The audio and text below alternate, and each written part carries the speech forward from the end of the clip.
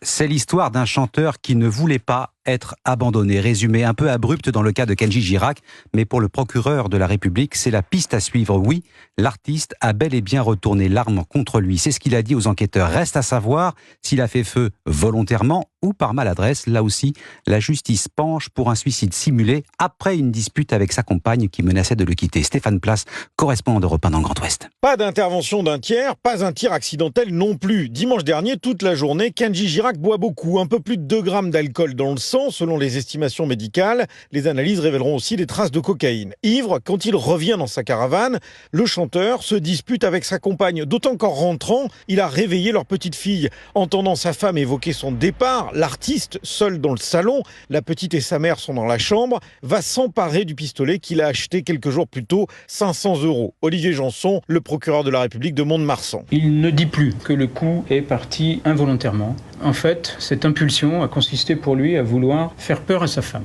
Il indique qu'il a eu lui-même très peur quand il a entendu parler de départ. En quelque sorte, il a simulé un suicide, dit-il. Il précise qu'il a alors omis de vérifier si le chargeur comprenait des munitions ou pas. Il le croyait vide, dit-il, et c'est volontairement qu'il s'est tiré dessus. Quelques expertises sont en cours d'achèvement, mais le magistrat explique que cette procédure sur le plan judiciaire devrait donc se terminer par un classement. Mont-de-Marsan, Stéphane Place, Europe 1.